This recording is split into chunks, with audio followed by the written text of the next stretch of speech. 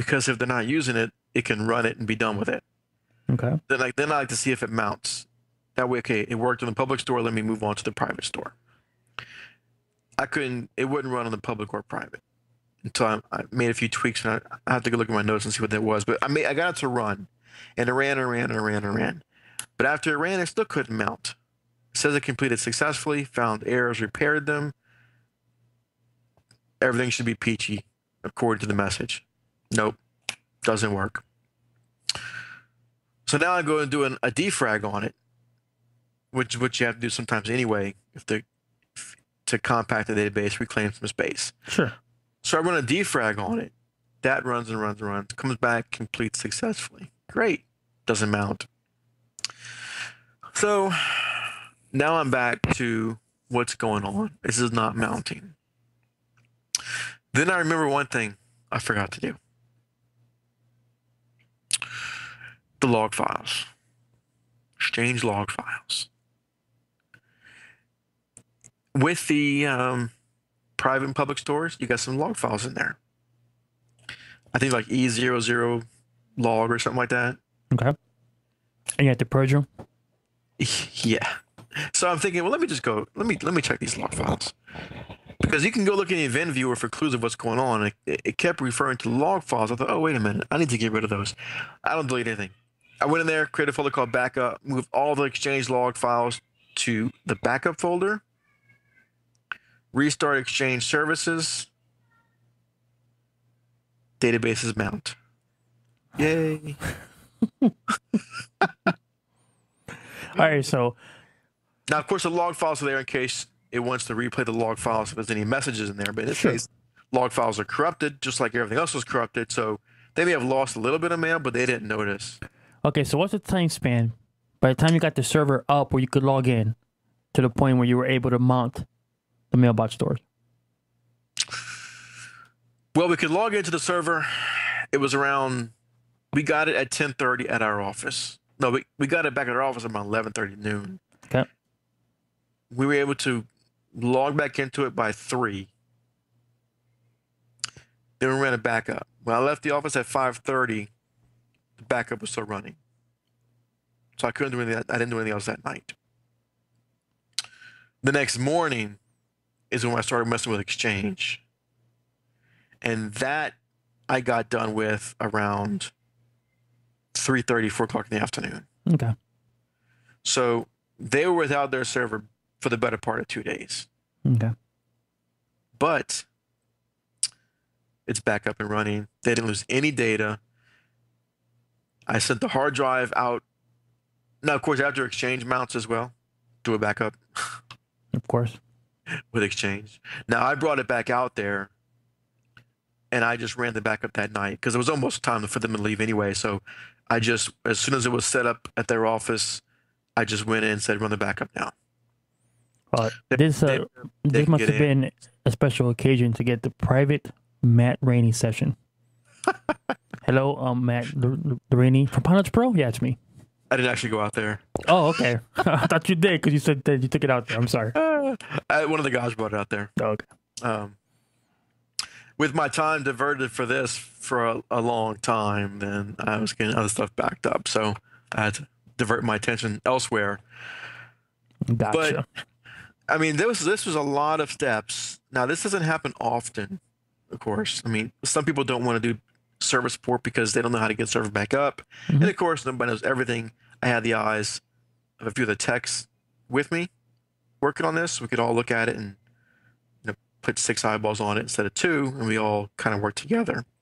Sure, and and with Matt Rainey, the story he's been telling, this is the kind of stuff that kind of hardens your skills. That I guess if this was some type of game, you would level up, because if you see this again, you're no longer with a big question mark on top of your head. You're like, okay, I have a starting point where I can go. So yeah, exactly. And it's not in my opinion, it's not a reason to not support servers or small business, because once you do it, even if just once, I mean, you might not even be successful the first time. The first time you might get these, you might say, it's gone.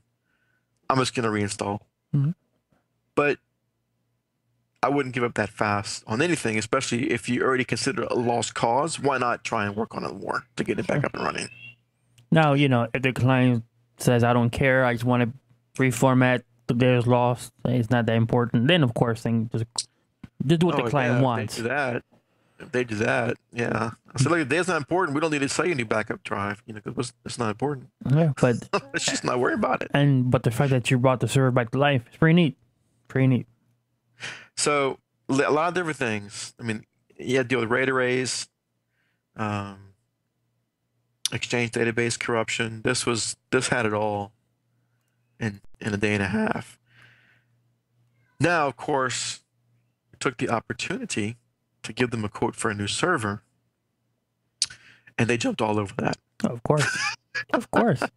Like, we'll take 2 in case the first one breaks. So they ordered that server. I mean, when we brought that server out, they had already placed the order for the new one. In fact, I had a fax over the quote because they didn't want to wait for email to be back up. I faxed the quote over and they approved it. We're good. And of course, they said things like, "Can you overnight it and bring it out tomorrow?" And I say, "Well, it's not a toaster. It's not a toaster. We have to get it in, configure it. I mean, there's things we have to do to it. Yeah, I'll just drop ship it to you. How about I do that? Yeah. You just plug it in and you're good to go." No, so Yeah. And would you also like some fries with that? so once you explain it to them, and I do say that it's not a toaster. There's things we have to do to it. Yeah, sure, but what they're getting is a brand new server, improved, better performing hardware, and I mean it's just more reliable. We all seen it. Now at the same time, I've seen old servers still pumping out, but I mean, to be efficient, you always want to be at least somewhat updated. Yeah, this server is, I want to say 6 years old, and again, it was an entry level server. It wasn't their first server.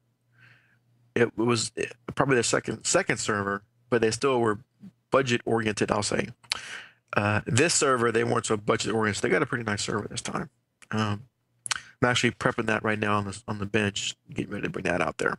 Well, cool, and customers tend to approve that a little bit more quickly when they go through some type of unfortunate event like the one that Matt just described. So I think when I bring this server out, I'm going to put a sticker on the front and says, "I will die May 2015."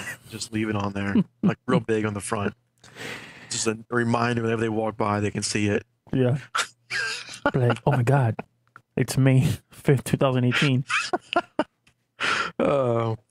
So that was a fun one. And I actually don't mind server. I like servers crashing because it actually is a real problem. Most things you're doing when you're supporting a business aren't real problems. Mm-hmm. This is a real problem. It's something different than the day-to-day Sure, and business support. it gives you a sense of accomplishment, like an extra badge that you can wear, or a ribbon, whatever the case may be. And with no backup, it actually it's almost like a safety net to not have a backup because you can't do anything worse. They already lost everything. Yeah. If it's gone, it's gone. We'll just reinstall. So I didn't mind that backup. I'm sure they minded. They were very nervous about it. Mm-hmm. But yeah. So this was all done. And servers don't crash often. But I had another one. Yes. A few days later. Okay. A little bit different. Again, it started with a backup not working. I got a call, actually an email. He forwarded the backup report to me. This backup's not working. Can you check it out? So I look at it and it's not very specific. It just says it couldn't access whatever folder. And I thought, well, that could be. I mean, I browsed to the folder. I could access the folder. I could write files to it, create folder. I said, well, this might just be a fluke. But I told him there is a patch for backup exec, service pack 4 for this version that you're on. I said, let's go ahead and install that service pack on there, and then we'll let us see how it runs tonight. He said, okay. He says, can you do it tonight? Absolutely. I say absolutely, and then I bill overtime. I don't say yes, that'll be overtime. I just say yes. Okay. When they get the bill, they see it's overtime. Um, so I go to run live update from backup exec because they get the update. Okay. It sees the update. It says, okay, yeah, you need Service Pack 4 for this version. Do you want to download it? Yeah, download it. Click on download install. Error. Okay, that's nice. Research the error. First error I get, and it says there are corrupt files in live update. Okay. So you got to repair that. You can re-download live update from backup exec. And it even gives backup exec is good about their little links on their errors. They actually work. Most of them. Click here. Click here. It takes you to an article. Hey, download this. Okay, download this. Okay, done. Now run it again. Okay, run it again. Starts download. Get a different error. It says you don't have any products associated with live update, which is funny because I just ran live update and it told me I needed Service Pack 4 for backup exec. Yeah. Okay, it's not associated. Okay, whatever. Click here. So click here and tells you what to do. It's nice.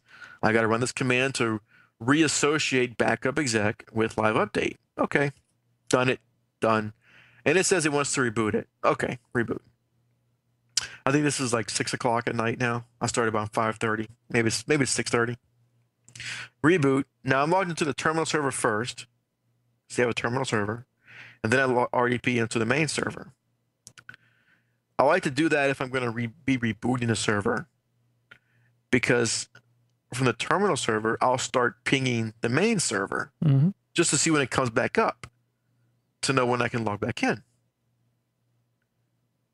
So I'm pinging. I see it. A small business server can sometimes take a while before it stops responding. All the servers are stopping. It's not uncommon for it to take a few minutes. I'm watching it. As expected, takes a couple minutes and it times out. Okay, I'm thinking 10 minutes normally. Wait 10 minutes and it's still timing out. And it seems to happen this all the time. Doesn't a watched server never pings? Right. I'm thinking, boy, it's taking a long time to come back up. And usually when you think that, it comes back up like a minute later. Just when you're starting to get nervous that something's wrong and you've lost connection. And you see those words over and over again. Request timeout. Request timeout. Damn you, request timeout, period. I'm looking at a shirt that says request timed out. Yeah. And I'm thinking, okay, something's wrong. And then I see, oh, it's replying. Great. It's replying. Now, of course, you can't RDP into it as soon as it starts replying. It usually takes another couple of minutes. I'll wait a few minutes, can't connect. 5 minutes later, still can't connect. That's weird. I go open on the terminal server. I can access the file shares. Trend Micro says it's online, which tells me the service is running on the main server. Otherwise, Trend Micro would say it's disconnected, offline. So I'm thinking, okay, well, everything seems to be working. I try and open up Outlook. Outlook says, nope, offline. Okay, so I guess the Exchange services haven't started yet, but file serving is working. Trend Micro is working. An hour goes by, can't connect. Okay, this is not good. So I email the guy on his Gmail account and I tell him something's up. He goes over there and says, hey, it's just sitting on applying computer settings. I said, okay. I said, well, we have two choices. We can let it go, or we can power cycle off, power back on, see what happens. Oh, he said, oh, the desktop, I just got a login screen. Let me log in. I said, go ahead and log in. He logs in and says applying personal settings.